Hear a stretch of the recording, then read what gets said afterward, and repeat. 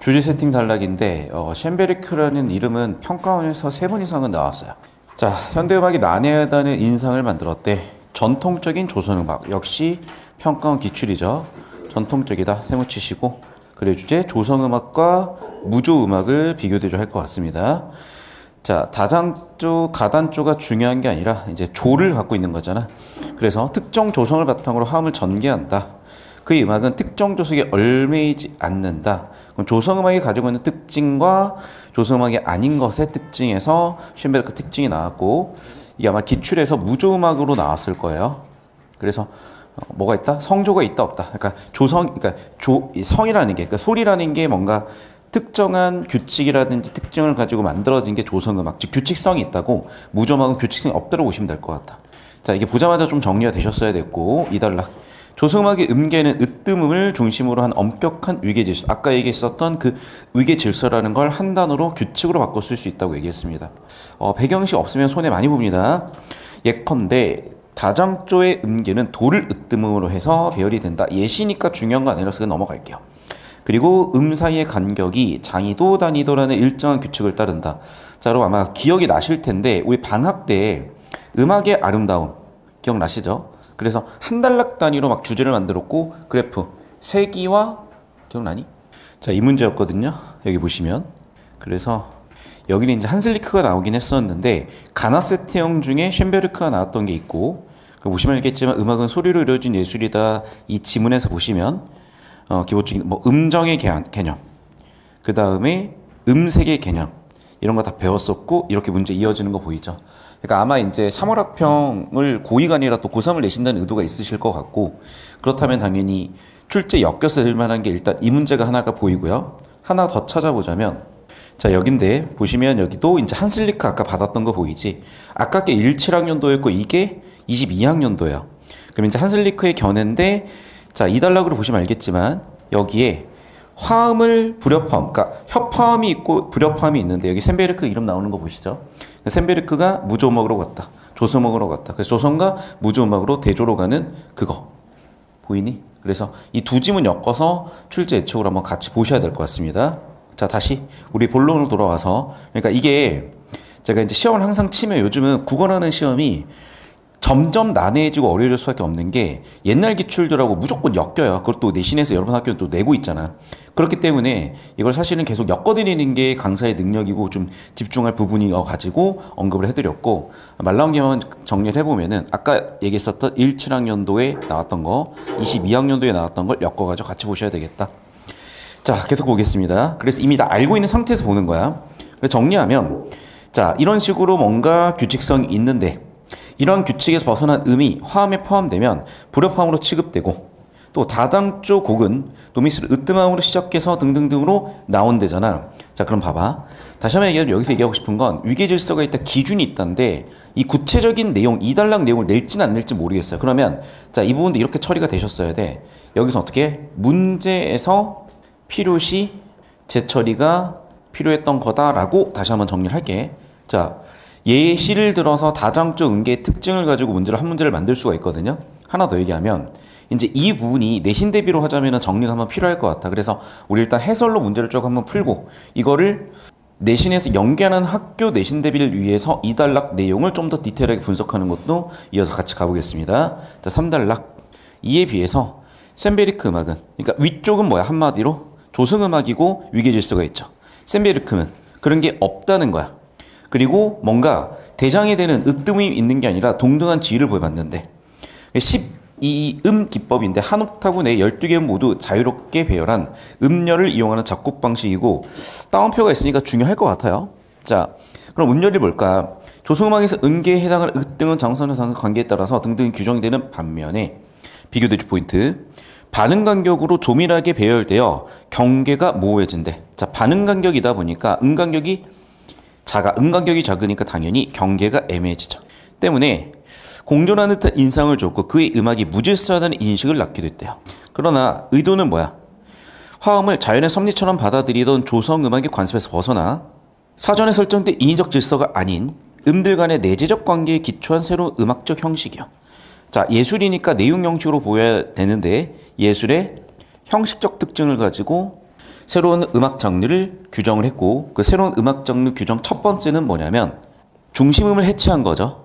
두 번째 음열이라는 자유로운 음을 썼고 세 번째는 음간격을 좁혀서 조성의 경계를 모호하게 했고 자 그리고 네 번째는 관습과 인위적 질서에서 벗어났다는 거죠. 그래서 아마 이렇게 5개 정도가 있으니까 이거 가지고 한 문제 내기는 되게 편할 것 같아요. 그래서 넘버링까지 한번 해봤고 자 4단락 보겠습니다. 자 샌베르크는 음들 간의 자연스러운 관계가 외부로부터 주어지는 것이 아니라 자 지금 반복되는 말이 보이죠. 내재적이다라는 말은 외부로부터 주어지는 게 아니다란 말이니까 즉 예술의 형식적인 차원인데 이걸 문학 개념으로 엮자면 무슨 론? 내재론이죠.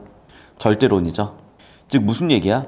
뭐 표현론, 모방론, 효용론 같은 외부 관점이 아니라 음악 자체 내부적인 관점만 들여다봐야 된다는 거고 그게 표현이나 형식적 차원에서만 보자는 거니까 이게 문학에서 이어질 수 있는 관점도 엮어서 출제가 될 수 있으니까 보시고 자, 곡 전체 유적 통일성의 결국은 뭐야? 내부에서 온다는 거고 그게 음악적 형식 자체가 주제가 된다는 거죠. 자 그러면 그걸 뭐라고 했냐? 응집력이라는 건데 우리 글의 구성원리 중에 응집성이라는 개념이 있잖아. 그래서 전공을 하셨고 요즘 모의고사를 내시거나 이렇게 좀 요즘 수능 국어에 좀 정통하신 선생님들이 내신의 출제진으로 계신다면 이거 무조건 문학적인 부분이나 독서의 개념적인 부분이 엮일 수가 있어요. 그래서 여기서 얘기했던 내재적 관점이냐 외부적 관점이냐는 문학의 작품 감상 관점에서 엮일 수가 있고 응집성은 독서의 글의 구성 원리와 관련해 가지고 또 출제가 될 수가 있습니다. 자, 응집력은 음감 사이의 관계에 기인한 유사성이 반복된다. 자, 그래서 응집력이 어떻게 만들어졌다? 자, 유사성에서 나왔다. 그리고 유사성 첫 번째, 두 번째는 뭐라고? 반복됐을 때 응집력은 강화가 된다는 거죠. 그럼 인과관계가 나왔으니까 얘도 출제 포인트이기도 한 거야. 자, 마지막. 샌베르크는 특정 화음만을 협함을 인정하는 조성음악의 제한 질서를 넘었다라고 하면서 다시 한번 의의 반복하면서 정리가 됐고 자, 1달러 구조도가 한번 나와주긴 해야 될 것 같거든요. 좀 이따 한번 그려봅시다. 자, 지금 영상 잠깐 끊고요. 구조도 한번 그려봅시다. 구조도 그려야 내신 대비 서술형 대비 다 되시는 거 아실 거니까 부지런히 그리시고 제 거 필기해서 비교대조 교정하십시오. 야, 되게 간단한 지문이었던 거예요. 기존 기출들 엮어보셨다면 이제 기존의 음악과 샌베르크 음악을 비교대조하고 있는데 여기는 조성이고 조성이 없는 거죠. 조성이라는 게 어떤 규칙과 질서가 있는 건데 이걸 그걸 해체를 했고 구체적으로는 좀 중심이 되는 으뜸이 있었다면 모든 음들을 동등하게 받고 그리고 그걸 음열이라고 한다. 그리고 보통 한음, 그러니까 한음이죠. 그러니까 간격이 한음이었다면 여긴 반음으로 갔고 간격이 줄었으니까 음들 간의 관계도, 음들 간의 차이도 막 비슷하니까 구분이 좀 덜 되는 그런 형식으로 갔고 간수적이고 인위적이었다면 새로운 형식으로 예술 장르를 만들었다는 거. 외부적 관점으로 볼 수 있었다면 여긴 내재적 관점으로 왔다는 거죠. 그래서 이 비교대조 포인트 무조건 나올 것 같아요. 여기 사문하고 나올 것 같고. 자, 그리고 이제 규칙성, 그리고 이제 4단락에 와가지고는 응집성에 관련된 원리로 유사성과 반복이 많아지면 되더라까지 얘기를 하고 있잖아. 그래서 아마 이 부분도 출제되기 될 것 같은데 여기는 2분의 1 문항 정도의 비중을 가지고 출제가 될 것 같더라. 만약에 내신으로 나온다고 하면. 자, 그리고 만약에 이걸 내신다고 했을 때 내신에서 엮어서 출제될 수 있는 건 17학년도와 22학년도 걸 무조건 엮어서 보셔야 되겠고 이거는 출제 예측으로 정리해 드릴게요. 태준쌤 그래서 저기 우리 연구실 톡에다가 정리해 놓으세요. 17하고 2기출 엮어서 출제될 수 있는 지문인 거. 우리 공상권에 있는 17학년도 음악적 아름다움하고 22학년도에 보면은 뭐 무조음악, 조성음악, 예술지문 하나 있을 거야. 됐죠? 자, 이쪽으로 오겠습니다. 자, 나의 1단락. 레보비츠는 12음 기법을 등장을 음악사의 혁신으로 평가하였다. 잠깐만, 그 12음 기법이 뭐였어? 여기 나오는 쇤베르크였잖아. 그럼 이걸 받았나? 봅시다. 후설의 현상학을 적용했다. 그러니까 이런 걸 이제 뭐라고 하냐면 사상의 흐름, 그래서 사조라고 하거든요. 그 현상학이라는 사조가 있나 봐. 현상이 뭔지 봐야 될 것 같아. 현상이 뭘까? 후설에 따르면 우리의 일상적 경험은 의식의 지향성을 통해 구성되는 현상이다. 겁나 어려운 말이야. 그런데 한번 뜯어보자. 자, 우리 일상적 경험은 무슨 얘기라는 거냐? 오감, 감각, 경험적 정보야. 시각, 청각, 후각, 미각, 촉각 같은 정보들이에요. 그리고 봐봐. 의식이라는 건 뭐니? 관념이죠. 추상이에요. 그래서 경험주에 따라서 오감 정보에 따라 우리 의식이 생겨나는 거잖아. 그런데 우리 일상적 경험, 주어는 의식의 지향성을 통해서 구성이 된대. 경험이 의식의 지향성을 통해서 구성이 된다. 우리 일상적 경험은 구성돼. 누구에 의해서? 의식의 지향성을 통해서 구성이 된대. 자, 내가 왜 여기서 심혈을 기울였냐면 정보 간의 관계를 보는 건데, 즉 무슨 얘기야? 경험이 먼저냐 관념이 먼저냐에서 의식의 지향성이 있고 들어오는 정보들을 처리해 난다니까, 얘는 얘들아 경험이 먼저냐 경험 이전의 것이 있냐에서 경험 이전의 것이 있다로 보이죠. 왜냐면 봐봐, 의식의 지향성을 통해서 경험이 구성되는 거니까. 물론 정보는 더 읽어봐야 될 것 같아. 근데 아마 약간 이런 관점 먼저 선택하고 있는 것 같아요.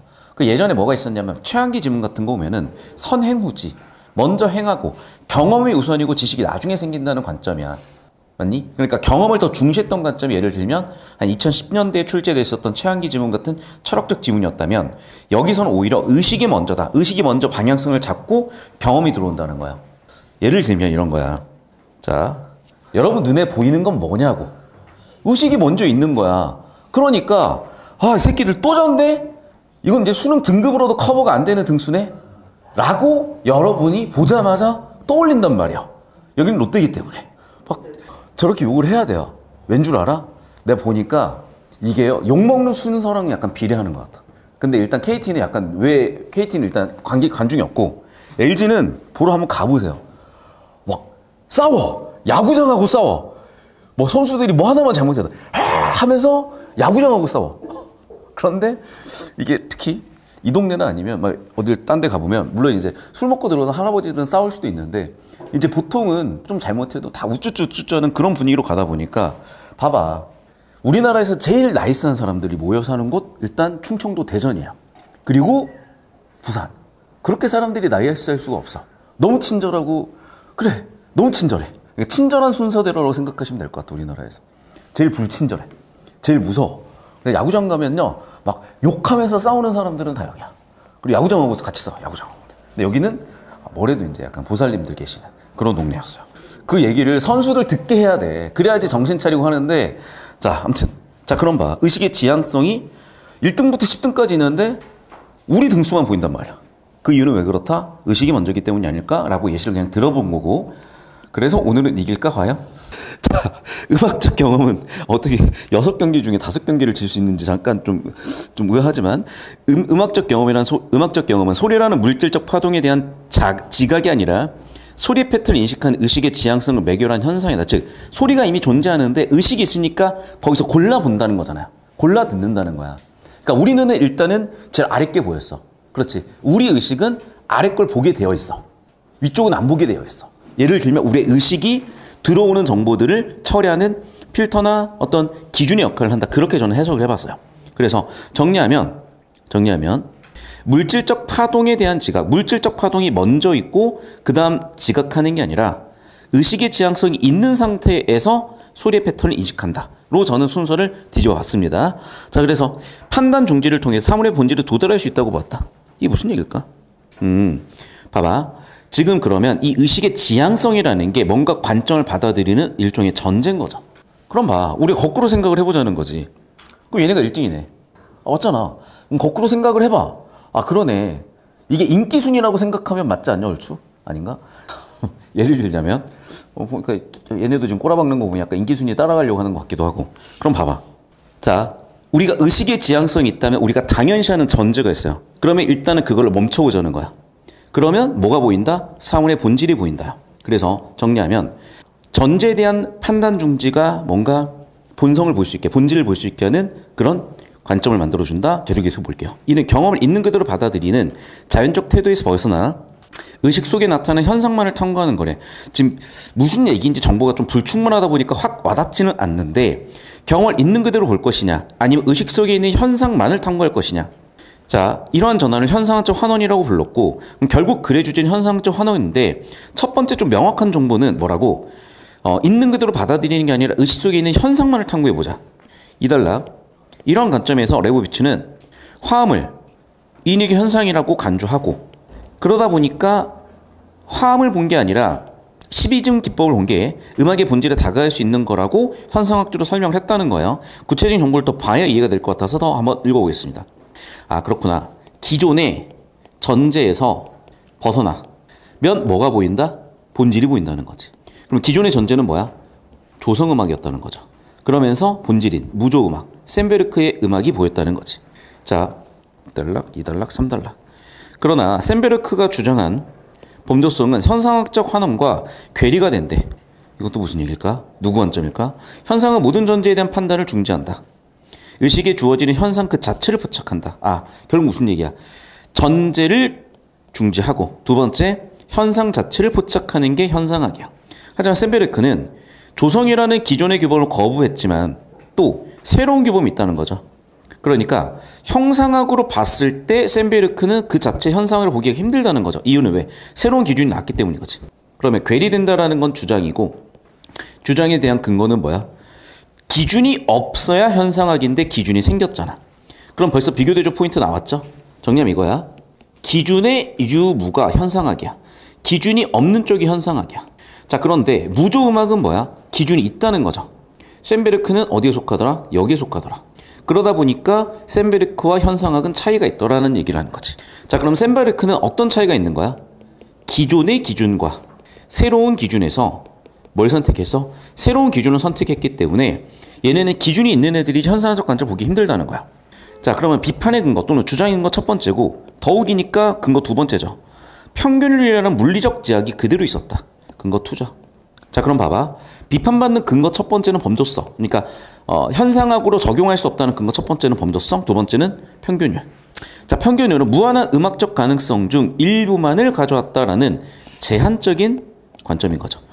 아드로노가 형식은 침전된 내용이라고 얘기하듯이, 자, 예술에서는 내용과 형식으로 쪼개볼 수 있다고 그랬었는데 형식이 있고 침전된 내용이라고 돼 있어요. 지금 예술의 형식과 내용을 분류하고 있지. 음악의 재료는 단순한 소리가 아니라 문화적 맥락. 봐봐.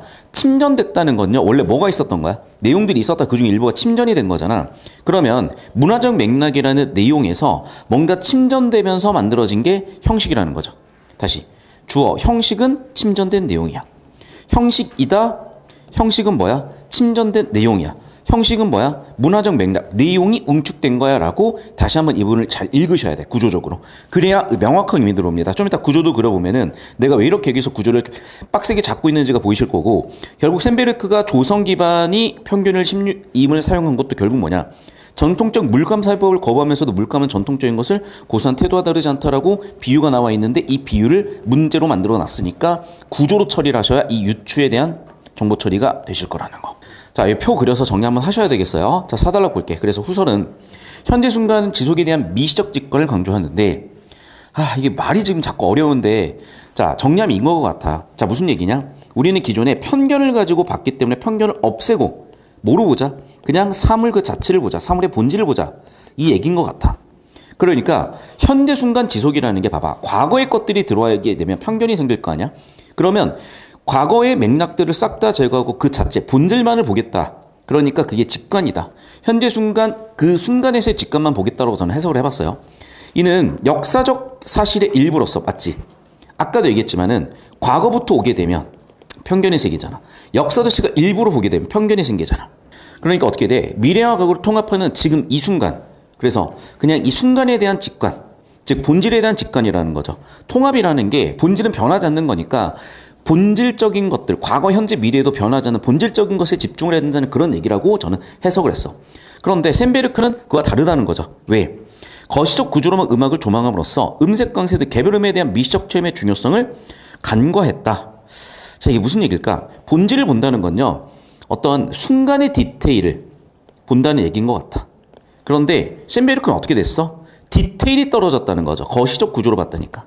그러니까 미시냐 거시냐라는 것은 디테일이면 얘는 디테일이 좋다. 디테일이 떨어진다. 무슨 얘기냐면 아까도 얘기했지만 그 음간격을 반음으로 쪼개버리니까 구분이 힘들어졌다 그랬잖아. 그러면 결국에는 디테일이 떨어진 거죠. 자, 이는 후설이 말한 현상학적 자녀라는 건 다시 한번 얘기하면 디테일을 잡아서 그 순간, 그 본질에 집중하는 건데 얘는 그 디테일을 뭉개버렸다는 거죠. 다시 정리하면 후설이 말한 현상학적 자녀라는 건 뭐야? 현상학적 환원 이후에 남는 것은 현상 그 자체가 된다. 아까도 얘기했지만, 자, 디테일을 따지면은 내재적 관점에 의해서 그 작품에서 좀 디테일을 따져보면서 자세한 부분들을 명확하게 구분을 하는, 즉 본질을 우리가 찾아볼 수 있게 돼야 될 텐데, 본질 그 자체가 되는데 셈베르크 음악은 뭐야? 본질 그 자체에 집중을 못하더라. 라고 얘기를 하는 거죠. 순수 현상은 그 본질인데 샌베르크 음악은 본질 그 자체는 다가서지 못했다요. 자, 약간 정보가 열려있는 이유는 여기서 변별하려고 했다고 보이거든요. 자, 구조도 그려보세요, 이제. 그러면서 제가 써드리면 무슨 설명을 해드렸고 여러분이 뭔가 흐릿했던 거 선명해질 거야. 영상 잠깐 끌 겁니다. 자, 필기 못한 거 하시면서 정리해가세요. 구조도 그리시고. 좀 알아먹기 힘들게 쓰여졌는데 쉽게 얘기하면 그 현상학이라는 거는 현상 그 자체를 보자는 거야. 후설이라는 사람이 만든 건데 예를 들면 우리는 의식이 있고 지향성이 있고 편견이 있어. 그러니까 편견에 따라서 현상은 그 자체를 못 받아들이는 한계가 존재하더라.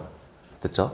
그래서 이게 선행되고 이 선행된 것에서 이게 들어오기 때문에 이게 문제의 원인이더라. 해결하면 어떻게 돼야 돼? 이 선행되는 것들을 없애버려야 되죠. 선행되는 것들이 없어지니까 전제, 편견이라고 할 수 있는 것들이 판단이 중지가 된 상태에서 뭐만 집중하자? 현상만 집중하자가 바로 하고 싶은 얘기야. 즉, 글의 주제를 한마디로 정리하면 뭐라고? 현상만 집중하자야. 그러니까 이 얘기를 간단하게 하시면 되거든. 이제 현상만 집중하자는 얘기를 하면 되는데 그러면 또 너무 쉬워졌을지 또는 다른 의도가 있을지 모르겠어요. 자, 그리고 이제 1단락 후반부를 보게 되면 저도 지금도 이해가 잘 안 되거든. 그러니까 정보가 지금 불충분해가지고 무슨 자연적 태도를 버리겠다. 근데 여기 나와 있는 자연적 태도라는 건 뭐야? 편견이 있거나 전제가 있는 상태를 자연적 태도라고 하는 것 같고 편견과 자연적 태도를 즉 버리겠다. 즉 1단계 편견을 버리겠다. 얘기를 한 걸로 보이고 그러면서 현상만 보겠다는 건데 이게 또 왜 의식 속 현상인지는 잘 모르겠어요.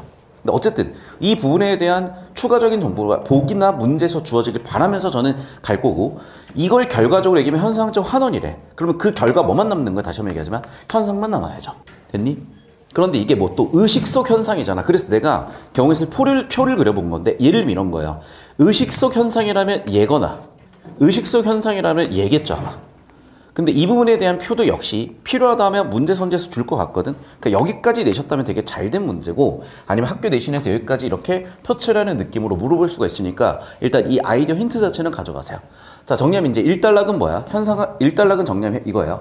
현상학이라는 게 뭐냐? 우리가 편견 때문에 현상을 보는데 왜곡이 되더라. 따라서 편견을 제외하고 전제를 아예 없애버리고 현상 그 자체만 보자. 다시 한번. 편견을 가지고 보는 게 되게 자연스럽게 우리가 받아들이는 것 같지만 그 자체를 버리고 현상만 집중하자. 그걸 현상학적 환원이라고 하는데 현상학적 환원의 결과는 뭐만 남더라? 현상만 남더라요. 자, 그럼 이 현상만 남겨야 돼. 그래서 누구냐? 레보츠키라는 아저씨는 셴베르크의 음악이 현상만 남겼다고 본 거야. 잘 됐다고 그래서 본 거예요. 왜 그런 거냐? 기존의 조성음악과 무조음악을 비교해보니까 조성음악은 인위적이었다는 거죠. 편견이 있었다는 거죠. 그런데 샌베르크는 그 편견을 없앴다. 기존의 기준을 없앴다라는 게 2단락 근거로서 현상을 판단한 근거인데 그 판단은 잘못됐다는 반박이죠. 왜? 첫 번째는 샌베르크가 얘기한 니은 범조성이라는 건 뭐냐? 기준이 여전히 있더라는 거죠. 다시 한번 얘기하지만 무조음악은 기준이 다시 한번 얘기하지만 현상은 기준이 없어요. 근데 얘는 기준이 있다는 거죠. 그리고 그게 새로운 기준으로 갔을 뿐인 거지 기존 기준을 안 쓰고 새로운 기준으로 갔을 뿐이라는 거죠. 두 번째, 평균율이는 건데 기준이 있다 보니까 무한한 데이터 중에 일부 데이터로 기준을 가지고 제한을 했다는 거죠. 결국에는 여기도 주제는 이거야. 여기도 주제는. 그래서 첫 번째 주제는 현상만 집중해야 되는데 2단락에서 그렇다고 봤지만 3단락에서 반박하는 주제는 뭐냐면 현상만 집중하지 못했다. 그냥 단지 새로운 기준에 따라서 판단했을 뿐이다. 자, 예를 들면 범조성이라는 것 자체도 새로운 기준이다.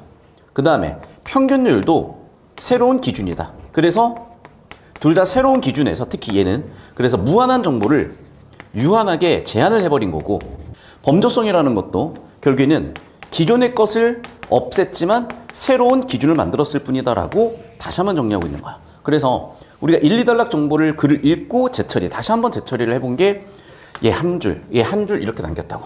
자, 이제 4단락에서 정리했습니다. 이쪽으로 봅시다. 후설과 샌베르크를 비교해보니까 일단 미적이냐 거시적이냐 대조가 됐고 그러니까 어떤 부분에서 거시적이고 미적이냐 솔직히 잘 모르겠어요. 근데 이제 거시적이다라는 거는 저는 이거야. 이 사람은 디테일이 좀 떨어진다고 저는 해석을 했고 여기는 디테일하게 보겠다로 해석을 해봤어요. 저는. 두 번째 여기는 현재만 봐야 된대. 근데 여기는 현재가 미래에 대한 얘기는 없거든. 근데 아마도 뭔가를 다 다루지 않았을까. 왜? 대조적인 정보가 들어가줘야 되니까. 마지막 현상학적 환원의 결과는 현상만 남아야 되는데 얘는 현상만 남지 못했다고 지금 비판을 했거든요. 근데 사실 여기도 정보가 충분하지 않아서 이해는 잘 안 돼. 그럼 이 상태에서 남겨놓을 것인지 문제에서 디테일하게 볼 것인지는 자 문제로 들어가야 될 것 같다. 자, 그런데 어쨌든 이쪽으로 올게요. 정보가 충분히 없기 때문에 일단은 주어진 정보에 집중해서 처리할 수 있는 건 집중 처리해야 되겠고, 그게 첫 번째 현상만 집중하자. 두 번째, 하지만 너는 현상학이 아닌 이유. 왜? 현상만 집중해야 되니까 기존의 기준들 싹 없애야 되는데 너희는 새로운 기준을 얘기했을 뿐인 거고, 무한한 걸 다 처리를 못하고 있는 그대로 보지 못하고 제한을 둬버렸으니 너희는 결국에는 기준이 있는 상태라서 한계가 있어라고 그냥 여기까지 처리 가능한 정보로 정리가 됐어요. 자, 되셨으면 이제 하나씩 문제 풀면서 우리 예측이 뭐 확인이 되는지 하나씩 좀 보도록 하겠습니다. 자, 이렇게 디테일하게 안 묻는다. 장조, 단조, 교차 배치, 복수의 조성이다, 동시구해야 된다. 이렇게 디테일하게 안 물어봐요.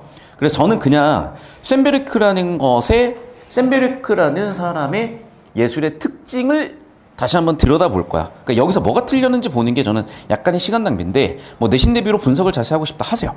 자, 2번 선지. 그렇지. 음악적 형식이 글의 주제야. 일단 내가 봤을 때는 미리 정해진 것이 아니라 음들 간의 내재적 관계. 너무나 예쁘게 주제 정보가 다 들어있잖아 지금. 이해됐니? 그러니까 미리 정해진 거는 뭐라고 본 거야? 조성이요. 여기는 무조요. 미리 정해져 있다. 외부에 있다는 거죠. 여기는 내재되어 있다는 거죠. 그러니까 워낙 지금 두 대립되는 정보 간의 관계를 잘 그려내고 있기 때문에 그냥 2번이 되게 저는 편하게 보이는 느낌이었고, 자, 그럼 말 나온 김에 내신 대비로 1번에서 뭐가 틀렸는지 고쳐봐. 그 정도까지만 딱 하자. 1번을 고쳐보면 어떻게 돼요? 아까 얘기했잖아. 기조는 뭐야? 조성이죠. 쇤베르크는 뭐야? 무조죠. 답 나왔네. 장조와 단조를 배치하겠다부터가 조성의 관점이죠. 얘는 아예 조성이 없잖아. 이해됐어? 얘는 그래서 무조니까 이런 무슨 조, 장조, 단조 같은 기준 자체가 없어야 되는 거죠. 근데 얘는 벌써 기준이 있는 상태잖아. 여기는 기준이 없잖아. 그래서 1번 선지는 기준이 없는데 기준을 뒀으니까 틀렸다라고 거시적으로 깔끔하게 보이실 것 같아. 자, 이 거시적인 느낌으로 3, 4, 5번도 고쳐볼까? 자, 3번도 내용일치로 보면 그럴듯하단 말이야. 뭐가 틀렸지? 고쳐봐. 자, 여기 나와 있죠. 무슨 얘기야? 응집력이라는 게 있다 그랬었죠. 즉 뭐야? 아무리 그래도 기준이 없는 건 아니라는 거야. 그 기준이 봐봐. 외부가 아니라 내부에 있다는 거죠. 그럼 내부적 기준은 뭔데? 내부적 기준은 나왔잖아. 유사성과 반복이라니까. 됐어? 그럼 결국 3번은 뭐가 틀린 거야? 규칙적인 음계 대신 비규칙적인 음열을 사용했다. 자, 음열. 자유롭게 쓰니까 비규칙적이라고 볼 수도 있는데, 그렇다고 해서 기준이 아예 없는 건 아니에요. 자, 정리하면 이거야. 예를 들면 기존의 조성음악이 규칙이 90% 이상이었다면 무조음악이라고 해서 0이 아니라 10%에서 20% 정도는 있다고 저는 보여요. 이해됐니? 그런데 아예 비규칙적인 건 아니라는 거지. 그래서 아예 기준이 0인 이건 아니라는 거예요. 그러니까 기준이 좀 더 자유로워졌다고 저는 해석을 했어. 3번 선지를. 그래서 뭐가 틀렸다? 비규칙적인 게 아니라 좀 덜 규칙적이다. 또는 새로운 규칙이 있다. 좀 더 정확하게 새로운 규칙이라고 봐야 되겠죠. 협화음과 불협화음 구분에 기반한 조성체계의 자연적 질서를 부정하고 음악적 무질서. 그러니까 이게 자칫 여러분 3, 4, 5번이 되게 난해해질 수 있었던 이유는 이거야. 새로운 기준을 줬다로 해석을 하셔야 되는데 기준이 없다라고 해석을 했을 때 문제가 생긴다는 거죠. 그러니까 무슨 얘기야? 조성음악의 기준을 쓰지 않고 새로운 기준을 줬다. 그러니까 이게 약간 모순적인 얘기인데요. 잘 들어. 기존의 것의 기준을 없애고 새로운 기준. 즉 기존의 것은 너무 기준이 있었어. 그러니까 좀 덜 기준의 새로운 기준. 말이 되게 모순적인 것 같지만은 아마 보시다 보면 무슨 얘기를 하는 건지 좀 느낌으로 다시 한번 오실 거고, 정리하면 이거다. 자연적 질서 자체를 부정했다기보다는 무질서를 추구했다기보다는 뭐라고? 그렇지. 이건 맞겠네요. 앞쪽에. 기존의 것은 부정했다가 맞을 수 있어. 맞죠? 하지만 기존의 것은 부정했지만 아예 무질서를 추구한 게 아니라 새로운 질서를 추구했지. 정리하면 이거죠. 새로운 질서는 뭐야? 내부적인 요소야. 여기는 외부적인 요소고. 그렇구나. 외부적 규칙은 배제하면서 내부적 규칙은 따라가는 거죠. 그러면 우리가 아까 헷갈렸었던 그 부분이 딱 보인 거죠. 저 따라오시면, 자, 이제 이 부분인 거야. 자, 다시 한번 주제를 정리합시다. 얘는 기준이 아니라 딱 이거라 그랬잖아. 외부의 규칙은 배제, 내부의 규칙은 오케이. 자, 그러면 이 부분을 현상학으로 잘못 이해하는 게 레보츠키였죠. 레보츠키는 어디까지 봐야 돼? 둘 다 규칙으로 봐야 했는데 외부 규칙이 사라졌네. 외부 규칙이 사라졌으니까 규칙이 없으니까 얘를 뭐로 판단하자? 현상학적 관점으로 보자. 자, 근데 봐봐. 여기에 대한 반박은 어떻게 할 수가 있어요? 외부 규칙이 없는 건 맞는데 뭐가 생겼어? 내부 규칙이 생겼잖아. 이해됐니? 그래서 이게 가와나를 엮어보자면 이렇게 정리가 되는 거죠. 세 줄로. 이 풀이과정 세 줄로 다시 엮어봐야 돼. 정리하면 이거야. 쇤베르크는 외부 규칙 없어. 하지만 내부 규칙은 있어. 레보츠키는 외부 규칙 없네? 현상학이네. 야, 아니야. 외부 규칙은 없지만 새로운 내부 규칙이 생겼잖아. 돼 있어? 자, 계속해서 이제 볼게. 그러면 이제 그래서 요즘 문제가 좀 잘 낸다는 게 이런 거야. 지문에 대한 이해를요, 나머지 선지를 판단하는 과정에 자연스럽게 시키더라고요. 이번 고위교육청도 문학이 되게 잘 내서 한번 꼭 봐주셨으면 좋겠고. 자, 5번 문제 이어서 보도록 할게요. 현상학적 잔여. 뭐만 남는 거야? 현상만 남는다고요. 자, 그럼 봐. 그렇죠. 1단계 판단 중지, 2단계 본질이 나타난다. 정확하죠? 자, 2번 선지 볼게. 과거와 미래가 통합된 현재 순간의 지속에 대한 미시적 직관의 결과물이다. 현재 순간만 따로 떼서 보는 거 아니야? 근데 미시적 직관은 맞거든요? 현재 순간도 맞아.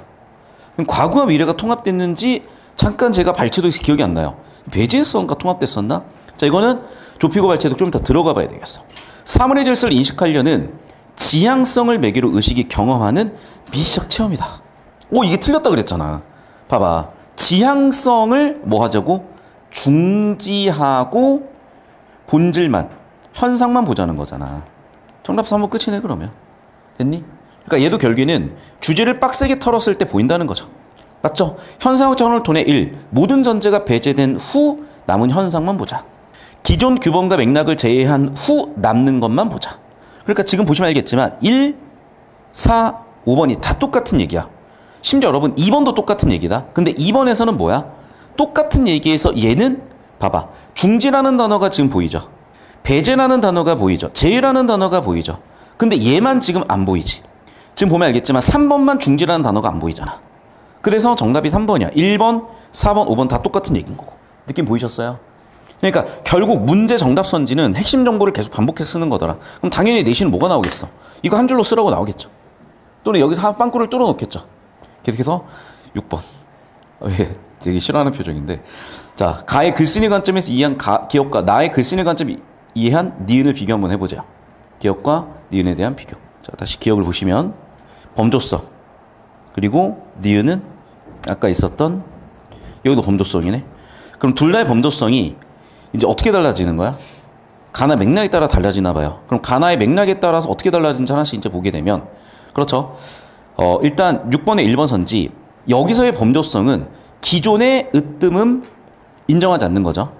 니은은 거시적이다. 그게 비판받는 이유잖아. 그러니까 새로운 음의 배열 규칙이 있는 거죠. 그러니까 이 뒤쪽은 맞아 보여요.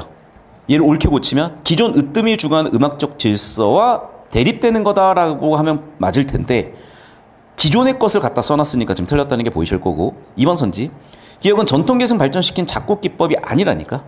전통에서 아웃이라고. 자, 니은 맞죠? 3번. 편협한 질서를 넘어서는 보편적 질서다. 편협한 질서가 뭐라고 본다면? 기존이라고 본다면 새로운 질서를 이거라고 보여야 되는데 약간 저는 좀 꺼림칙한 부분은 내용 일치적으로 이거를 보편적 질서라는 워딩을 썼는지 확인해보고 싶고 두 번째, 그렇지. 이게 정확한 주제죠. 인위적 질서를 대체하는 또 다른 인일 뿐이야. 즉 기존 질서과 새 질서에서 그냥 새로운 질서일 뿐이라는 게 비판받는 한계 근거잖아. 그러면 3번이 되게 예쁘게 들어있는 상태니까 보편적 질서라는 워딩을 썼는지만 발췌독해서 정답 꼭꼭 갈게요. 그러니? 그럼 보편적 질서라는 말이 나오니? 찾아보세요. 됐니? 그러니까 기존의 조성음악과 다른 응집성이라는 것을 기준으로 한 새로운 보편적 음악 질서다 라는 워딩이 들어와 있으니까 3번 어렵지 않게 골랐을 것 같습니다. 되셨죠? 자, 그렇죠. 작곡가가 아닌 외부라고 바꿨으면 되겠죠. 곡 자체니까 내부라고 바꿨으면 되겠죠. 니은은 작곡가의 음악적 자유를 구속한다. 작곡가의 음악적 자유를 구속한다. 그렇지. 즉 봐봐. 구속이라는 게 1번 편견이라고 본다면 그것 때문에 한계가 생긴 거잖아. 모둠에 동등한 자격을 부여하는 체계는 저는 맞아 보이거든요. 그런데 체계가 와해된 게 아니야. 새로운 기준이라니까. 그리고 새로운 질서라고 봐야죠. 정답은 3번 명확하게 보이셨을 것 같아. 필기 되셨니? 필기 하셔야 돼. 여러분 학교는 특히 필기 하셔야 돼요. 자, 7번 문제 보도록 하겠습니다. 평균이라는 물리적 제약. 자, 봐봐. 그러니까 이게 지금 비유적 표현들이었잖아요. 그렇죠? 그러니까 즉 가의 글쓴이가 나의 디귿에 재반박하래. 자 그러면 나의 디귿. 너는 결국 무슨 얘기야? 전통의 기법을 거부했을 뿐 그래도 기준 자체는 존재한다고 저는 본 거예요. 정리하면 이제 읽을 것 같아. 자 물감을 기준이라고 한번 해볼게. 그래서 전통적인 물감 사용 방법. 얘는 비유적으로 봤을 때 뭐니? 유추적으로 봤을 때 조성음악이죠. 자 그런데 전통적인 물감 사용 방법은 그대로 가져오면서 전통적인 물감 사용 방법을 조성음이라 그러는데 얘를 배제했죠. 그리고 물감은 전통적이다. 새로운 이게 무조음악이고 샌베르크라고 봤고. 자 그러면 여기에 대한 반박. 1번 평균형 물리적 제약에서 완전히 벗어나지 못했다는 점에서 전통적 물감 사용법 그 자체를 거부한 건 아닙니다. 자 봐봐. 지금 이 사람은 하고 싶은 얘기가 뭐야? 나는 전통적인 걸 거부했다는 건 얘도 인정이잖아요. 왜냐하면 조성음악을 비판했으니까. 그러니까 이 얘기 자체는 가의 관점이 아니야. 왜? 가는 전통적 관점을 배제한 게 맞거든. 조성음악을 배제한 게 맞거든. 그렇기 때문에 얘는 조성을 거부했다. 전통적인 걸 거부했다고 들어가줘야 돼. 아닙니다. 틀렸고요. 2번 12음 기법의 12음은 평균율의 12음 배열 방식이 다른 음악이라는 점에서 동일한 물감이라 할 수가 없다. 이거 좀 뜯어봐야 될 것 같아요. 얘는 저는 가능성 좀 있다고 보여. 왜냐면 봐봐. 자 지금 가에서 하고 싶은 얘기는 뭐야? 자 기존 것과 다른 뭐라고 얘기를 했다면 이게 가능한 거죠. 그러면 12음 기법의 12음, 평균율의 12음. 자 12음 기법의 12음과 평균율의 12음을 디테일하게 분석하라고 한 건데 내용 일치가 아니야. 둘 다 12음은 12음이지만 비교드릴 포인트가 있으니까. 그러니까 이거는 다시 한번 얘기하지만 내용 일치 세부 내용이 아니라 세부 내용 일치로 본 게 아니라고요. 어떻게 본 거라고? 비교 대조로 본 거라고. 즉 글의 구조나 정보 관계로 본 거라고. 이해됐죠? 자 그럼 봐. 12음 기법의 12음과 평균율의 12음 봅시다. 자 12음 기법의 12음은 뭔데? 반응 간격으로 갔죠. 자 그런데 여기서 얘기한 평균율의 12음은 뭐야? 자 결국 쇤베르크가 조성 기반인 평균율의 12음을 그대로 수용했다고 비판하고 있죠. 지금 디테일한 비판 포인트 보여요? 그러니까 잘 봐야 돼. 3단락에서 왜 비판했어? 너는 조성 기반의 평균율을 12음을 그대로 수용했다 라고 비판했잖아. 그러니까 지금 비판의 대리적 관점을 딱 보자면 이제 이 부분이야. 정확하게 딱 2번이 보였죠. 자 이거야. 지금 가에서 쇤베르크는 뭐라고 얘기했냐? 기존은 12음인데 여기는 한음 단이야. 그런데 쇤베르크는 이 12음이라는 거는 반음 단계야. 그래서 쇤베르크는 뭐라고 주장하고 싶겠어요? 당연히 얘는 기존의 방식이고 당연히 내 거랑 다르다는 얘기를 하고 싶어. 그래서 비유를 하자면 여기는 기존 물감이야. 여기는 새로운 물감이야. 여러분 물감은 재료죠. 그럼 봐봐. 물감을 재료라고 해석을 하자면 음이라는 것도 재료잖아요. 그런데 반음을 단위로 봤으니까 새로운 물감, 새로운 재료가 되는 거지. 기존의 음이 아닌 거야. 기존의 재료가 아니라고. 여기까지 됐어? 이게 쇤베르크의 생각이고 이걸 나에서는 어떻게 반박을 했어? 너 쇤베르크야. 너는 기존의 12음 체계를 그대로 수용했잖아 라고 잘못 비판한 거죠. 왜냐하면 봐봐. 기존의 12음을 수용했다고 하는 거는 쇤베르크가 이걸 수용했다고 얘기를 하는 거야.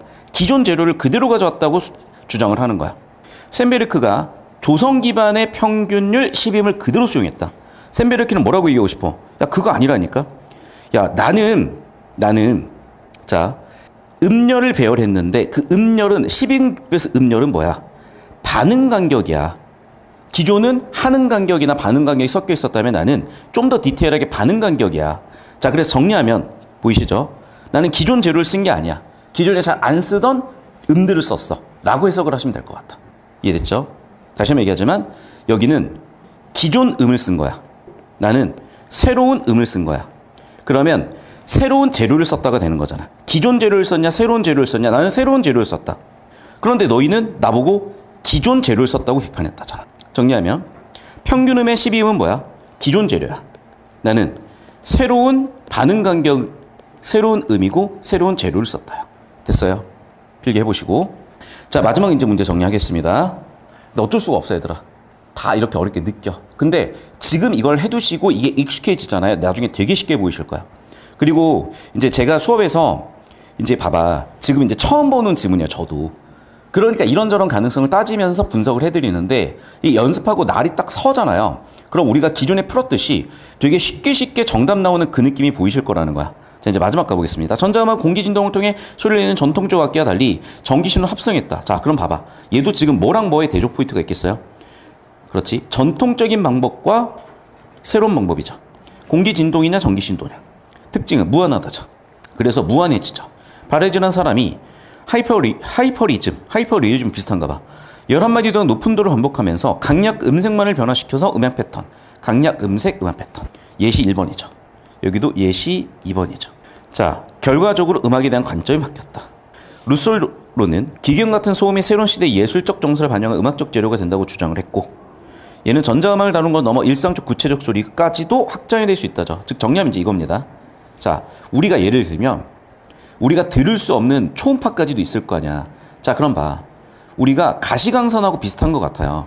자, 예를 들면 우리 인간에 보이는 영역을 볼 수 있는 광선이라 그래서 가시광선이라고 하잖아. 그럼 봐. 비슷하게 우리는 가청 음파, 가청 주파수가 있겠죠. 자, 그럼 봐. 그 중에서도 우리가 17학년도 보면 아름다운 음이 얘기하는 거는 규칙성이라든 있는 되게 약간 이 부분을 전통적인 음악이라고 했던 것 같아. 자, 그런데 여기서 얘기하는 건 뭐야? 1차적으로 이 부분까지 확장이 됐다는 거야. 뭘 통해서? 전자음을 통해서. 그리고 2차적으로는 더 확장이 됐다는 것 같아. 어떻게? 일상음까지. 이것들이 전부 다 음악이 됐다는 거죠. 여기까지 됐어? 한번 필기 해보세요. 제가 어디서 뭘 봤냐면 하나 보여드려야 되겠다. 22년이었겠죠 아마? 22년이고 네, 여기에서 언제 갔을까 여기를? 여기 있다. 네, 제 스레드요? 제가 스레드가 있었어요? 여기였나? 잠깐만요. 아, 여기 있다. 아, 이게 뭐냐면 내가 또 선생님이잖아요. 스쿨버스가 있으니까 되게 내가 반가웠어요. 아, 미국의 스쿨버스는 이렇게 생겼구나. 근데 깜짝 놀랐어요. 스쿨버스에서 내린 애들이 이렇게 생겼어. 덩치가 나 한 4배 돼요. 그래갖고 옆에서 이제 꼬마들아, 애기들아, 나는 한국에서 온 선생님이야 이러면서 같이 좀 사진을 찍고 싶었는데 너무 무서워서 이제 혼자 이렇게 도둑처럼 찍고 있었고, 아, 여기는 또 이제 어제는 아니고 저번 주 수요일에 야구장 갈 이유가 있더라고. 겁나 잘 놀아요. 아, 역시 가야 되겠어 저런 데를. 잠깐만. 이제 갔다. 제가 이제 미국 가서 막 미술관에 이런 데를 계속 돌아다녀요. 근데 내가 이제 찍어놨다는 것 자체가 뭔가 느낌이 있었다는 거잖아. 그래서 요즘에 이제 현대 예술 중에 이제 이런 게 있는데 이제 좀 아쉬운 건 우리나라 애들이 이걸 좀 또 보고 베껴요. 봐봐. 이게 예술 작품이야. 안 들리니? 이거 뭐냐면 그 뭐냐 그 포도 뭐였지? 샤인머스킷을 씻는 그 영상 음향을 예술이라고 생각을 해서 이렇게 해놓은 거야. 무슨 말인지 이해됐어? 그러니까 우리가 생각하는 예술은 이거잖아요. 얼마나 예술적이야. 아, 진짜 너무 행복해. 또 보자. 얼마나 예술적이니 저 웨이브들. 좀 봐봐. 그럼 이거야. 자, 봐봐. 우리의 관점은 저렇게 예쁜 게 예술이지라고 생각을 하고 있는데, 보시면 알겠지만, 자, 여기 예를 들면 누솔로는 기계음 같은 소음도 예술이 될 수 있다. 일상의 구체적인 소리도 예술이 될 수가 있다. 그럼 일상의 구체적인 소리가 뭘 얘기하는 거겠어요? 얘지. 안 들리냐? 씻는 소리, 과일 씻는 소리, 그리고 기계음. 이제 이게 기계음이야. 그냥 처음부터 끝까지 이거예요. 그러니까 방 안에 이것만 틀고 있어. 그러니까 이 예술이라는 거야. 그런데 물론 이제 나 포함, 나도 여러분 나이 때는 뭐 저게 씨발 뭔데 이러면서 이제 이러고 넘어갔다면, 여러분 나이 때는 저도 그래서 다 필요 없고 그냥 이게 예술이지. 또 봐야지. 오 씨발. 이게 예술이지라고 생각을 했어요. 됐니? 그런데 봐, 여기서 얘기하는 거는 그것도 예술이지만 다른 게 예술이 될 수 있다. 이해됐니? 이렇게 지금 예술의 범위가 확장되고 있다고 해석을 하시면 될 것 같아. 됐죠? 자, 그럼 이제 하나씩 이제 풀어볼게요. 1번 선지부터. 자, A는 누구니? 샌베르크. 나는 글쓰니. 음높이는 유지한 채 강약 음색만을 변조한 하이퍼에서는 동일한 음높이 공유와 반복. 아까도 얘기했지만은 동일한 음높이의 공유, 반복. 이게 뭐였어? 아까 얘기했었던 두 가지. 뭐와 뭐였니? 응집력이죠. 유사성과 반복. 맞죠? 유사성, 공유, 반복. 그래서 응집력에 대한 정의 그대로 들어와 있죠. 맞아? 자, 동일하다 C1 유사성이죠. 은높이의 공유와 반복. 이 두 가지 요소를 통해서 뭐가 만들어졌다? 곡의 유기적 통일성이 확보가 됐다. 이게 뭐였다? 응집력이었다. 그래서 응집력이라는 개념을 정확하게 1번 선지 엮어놨고 2번 선지. 개별 음들을 독립된 음향사건으로 다루는 십자놀이의 작곡 기법은 음들 간의 내적 결속을 고려하지 않았다면 이렇게 판단할 수 있잖아요. 맞니? 그러니까 얘는 무슨 얘기야? 자, 다 음악은 그렇다고 아니라는 거야. 뭐라는 거니? 즉 여기 나와 있는 어떤 패턴도 반복이 없다. 여기는 반복은 있어야 된다니까. 그러니까 반복이 없다가 되면 얘는 음악이 아니라고 판단할 수도 있는 거죠. 왜? 반복이 없어, 응집력이 없어, 내적 결속이 없어. 따라서 얘는 음악이 아니야 라고도 볼 수가 있다는 거지. 무슨 말인지 되셨니? 다시 한번 얘기한다. 조성음악 같은 기준은 없더라도 새로운 기준이 있다는 거야. 그건 뭐야? 음높이의 공유와 반복이야. 그런데 얘는 그런 어떤 반복이 없어, 응집력이 없어. 따라서 뭐야? 내적 결속이 없어. 따라서 곡이 아니야 라고도 볼 수가 있다는 거야. 자, 3번 선지. 전기적 신호의 합성을 통해 무한한 음향을 창조하는 전자음악은 새로운 음악의 재료다. 재료가 새로워졌죠. 왜? 전기적 신호를 아는 거는 기존의 규칙적인 음을 예술의 음이라고 봤던 거에서 더 확장이 됐잖아. 즉 옛날에는 가시광선만 재료였다면 이제는 자외선도 재료가 되는 거잖아. 예전에는 우리가 음이라고 봤던 거는 여기에 제한됐지만 이제 그 영역이 확장이 돼가지고 얘도 음악이라는 거잖아요. 됐지? 그럼 새로운 재료가 쓰인 거 맞죠? 됐니? 그럼 봐. 기존의 재료의 한계 극복이죠. 그래서 기존 재료의 한계 극복을 어떻게? 새로운 음악으로 왔다. 됐어요? 여기까지? 그러니까 봐봐. 생각을 해봐. 옛날에는 클럽이 어디야? 어두침침하고 음침하고 뭐 승리나 패배 같은 애들이 막 자꾸 막 술 막 그런 분위기에서 아니 여기는 얼마나 건전해요. 여기 진짜 남녀노소가 다 있었어요. 꼬맹이부터 중고생들부터 저 같은 할아버지들까지 다 같이 어울려서 아니 진짜 여기 뭐라고?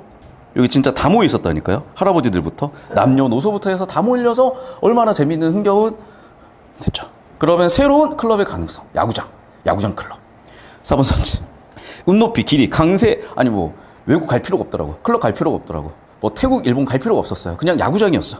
앞으로 야구장만 가려고. 자, 음높이, 길이, 강세, 음색들을 동등히 활용하는 십자놀이의 작곡 방식은 순간의 미시적 체험에 주목하여 순수한 음악 형성 자체에 도달하는 길을 여는 것일 수도 있겠군. 아, B가 훨씬 더 확장된 예술의 관점이라고 본다면. 그렇죠. 맞네. 즉 정리하면 이제 이 얘기야. 정리하면 자 하나를 더 그려볼게요. 스펙트럼을. 자 여기가 기존 음악의 영역이라고 하자. 여기가 쇤베르크가 본 음악의 영역이라고 하자. 그럼 여기는 B에서 보는 애들의 관점에서의 음악의 영역이야. 점차 확장되고 있는 거야. 이 음악의 영역이 점차 확장되고 있는 거야. 그럼 4번 선지 봐. 그렇죠. 우리는 미시적 체험까지 들어갔다지. 너희 A는 거시적으로 보는데 너희 A는 거시적으로 보니까 뭐가 생겨버리는 거야? 이런 기준선이 생긴 거야. 이 기준선은 거시적인 기준선이야. 근데 우리는 미시적으로 보기 때문에 훨씬 더 넓은 영역을 음악으로 가져올 수가 있었어. 그래서 아까 얘기했던 모두 음악이다. 얘도 음악이다라는 거죠. 됐죠? 아니 저거를 왜 뉴욕 그 비싼 땅에다가 한 칸 여따만 큰 데다가 전시를 해놨겠어요. 나름의 가치가 있기 때문 아니었겠어? 이 관점으로 본다면 얘도 미시적 체험, 뭐다? 새로운 예술의 영역이다. 즉 현상 자체만 집중해서 그런 거다. 이게 왜 그러냐면 여러분 저도 저기서 계속 저걸 보게 됐으니까 찍고 있었을 거 아니야. 무슨 느낌이냐면 여러분 혹시 그런 경험 있어요? 그러니까 니네부터 그런 경험하면 좀 안 좋은 것 같긴 한데 그 남자애들이니까 그냥 가만히 빗소리를 들어봤는데 빗소리가 되게 좋아. 가만히 해운대 바닷가 노숙하고 있는데 파도 소리가 좋아. 그런 느낌이라고. 그래서 무슨 얘기냐? 자, 우리가 음이라는 게 지금처럼 예쁜 사람들이 나와서 예쁜 노래를 부르는 그런 것도 음이지만 생각해보면 자연이 만들어내는 규칙적이고 반복적인 소리도 음이 될 수가 있고 심지어 기계가 만들어내는 그런 것들도 전부 다 음이 될 수도 있다는 얘기죠. 예를 들면 이것도 음이 될 수 있다는 거야. 이런 어떤 이 일상의 소음 자체 우리가 소음이라고 느끼거나 별 가치를 부여하지 않았던 음들도 음이 될 수 있다는 거죠. 자 마지막 이제 5번 선지 볼게. 기계음이 새로운 음악의 재료가 된다는 누솔로의 주장은 4번 그대로 지금 들어와 있는데요. 자 4번 그대로 여기까지 들어와 있죠. 기계음이란 인공적 소리를 특정한 지향책에 만들어낸 인위적 현상이다. 자, 봐봐. 이 사람은 자, 중요한 건 뭐니? 기준이 없다를 얘기하고 싶죠. 그런데 여기는 새로운 기준을 만들어 버렸잖아. 인위적 현상이라는 특정한 지향체계라는. 그러니까 봐봐. 아까 나의 관점은 특정한 지향체계를 뭐 했어? 중지하고 가자 그랬잖아. 근데 특정한 지향체계가 만들어 버렸다 그랬잖아. 이해됐니? 그래서 특정한 지향체계를 멈추고 본 거죠. 그랬더니 새로운 가능성이 열렸다고 해서 그래야지. 그래서 정답이 5번으로 설계가 됐을 겁니다. 여기까지 이해가 되셨나요? 네.